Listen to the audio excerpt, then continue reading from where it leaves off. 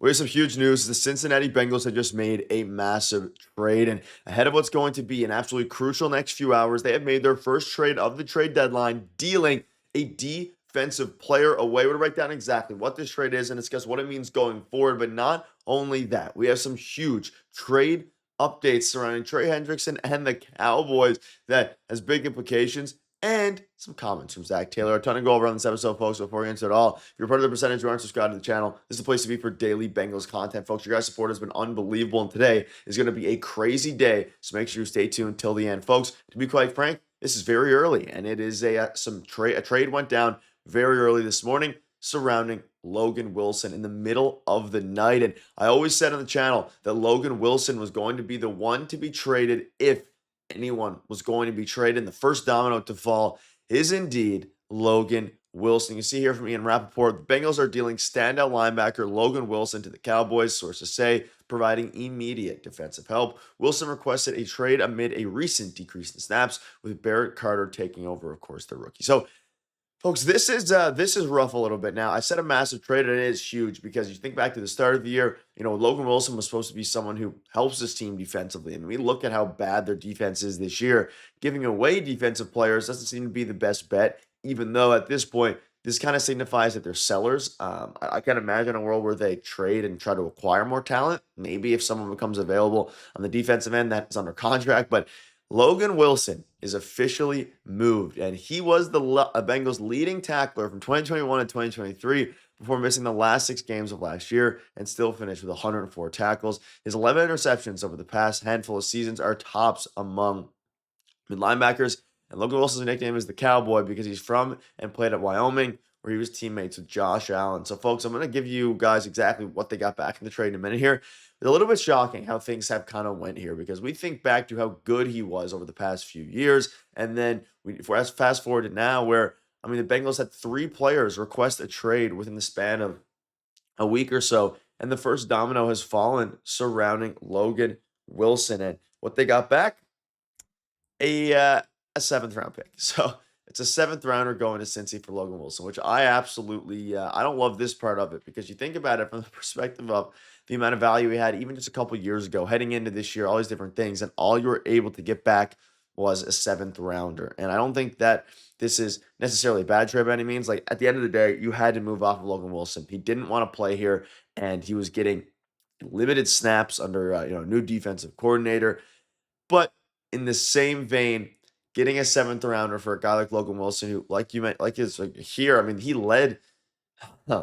It's a little bit sad. Obviously, he led was the Bengals' leading tackler for a couple years. And that was a few years ago, so I'll give him that. But a little bit upsetting. And I'm fine with trading Logan Wilson. At the end of the day, you have to get rid of players who don't want to be on your team, and especially given the fact that at this point in time, it's going to be a wild, wild trade deadline, right? And I don't love the fact that you had to trade him, but in the same vein, you're going to have to go ahead and yeah, upsetting, upsetting. Now, looking at a couple other different things here. I'm not upset because we traded away Logan Wilson. It had to be done. More so just upset because I feel like I almost would have rathered a lottery pick or something. I guess you could get a lottery pick with get a lottery pick with a 7th round pick. It's going to be interesting. Now, I'll dive into a couple different things here. You can see here, Logan Wilson was a shining success story for the Bengals. A great pick in the 3rd round at the core of the 2021-2022 defense. Class act and worthy 2nd contract recipient. As people obviously are talking about day 2 picks, the club should be begging to replicate a few more Logan Wilsons. At the end of the day, yes, it ended in a bittersweet way. Logan Wilson was, at some point, loved by the fans, obviously a cool story, and then turned into not hated by the fans, but definitely not ideal. And to be quite candid, he was terrible this year. Bengals defensive EPA in the first 5 weeks when Logan Wilson was starting versus when he was benched. The defense was, to be fair, he wasn't good, right? And that's obviously going to be, and he wasn't capable of, playing great defense. At the same time, this defense is so historically bad that it's going to take a lot of reworking to get it back to where it needs to be. Now, can a 7th round pick help with that? Like, probably not. But at the same time, you had to make some sort of move, right? And that's ultimately what happened here. Like everyone in the Bengals defense, Logan Wilson was struggling. He seemed a step slower and had to deal with blockers more often and missed a handful of tackles. But he was their best linebacker and had some very good games. And he did play some decent games. Now, again, you look at these stats, I think they're a little bit better with him on the field sometimes. But you look at the advanced analytics,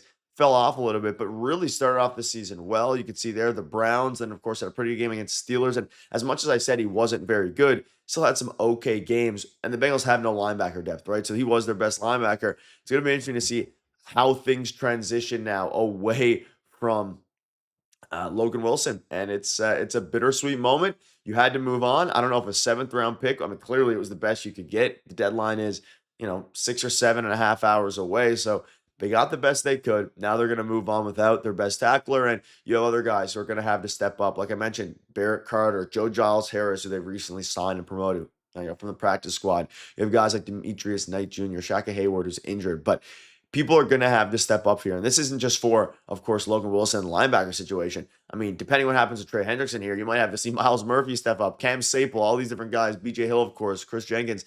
It's going to take a group effort to win some games if you're getting rid and if they're doing a complete fire sale of all their guys, which seems to be at least one of the directions that they're considering going. Of course, we'll have to wait and see if they do trade the rest of their guys. And speaking of trading. Speaking of the defense, Trey Hendrickson came out and said, you want competitors in the NFL, you want tough guys, and chasing bodies, all that stuff. Refer to Chase Brown. I think there are some things we can address together, but it was all his decision. He's a very emotional player. We want that. And Trey Hendrickson came out yesterday and spoke out about how bad the defense was, about how you have to get one stop. And this lit a fire under a lot of things, including Zac Taylor, who confirmed, by the way, that there's no changes coming on defense, and says Al Golden is working like crazy. Trusting him, trusting the staff. He also came out and said that he didn't like the way that Chase Brown, conducted himself in the post game when they lost, of course, the other night. A couple different things on that. I don't hate the way Chase Brown was talking. At the end of the day, you want guys who are fired up, and we've seen now, it's not like this team is doing well and Chase Brown's calling out his lack of touches. He's calling out a defense that is historically bad, is really rough under first-year defensive coordinator Al Golden, and for them to now confirm that there's no changes coming, yes, it makes some sense. I didn't expect there to be, change. Makes sense in the sense of I didn't expect there to be changes this early on. I know a lot of people want him fired, and I might be one of them as well, but we'll see.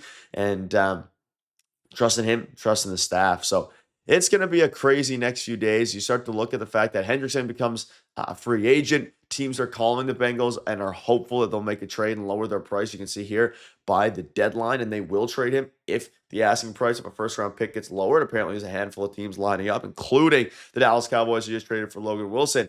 It's going to be quite the interesting scenario, folks, and one that I'm going to keep a very, very close eye out on because at this point, ladies and gentlemen, not only are things getting crazy, but a lot of moves are still yet to come across the NFL and, of course, for the Cincinnati Bengals. Let me know down below what your thoughts are. A very shocking trade. I guess I expected them to trade Logan Wilson.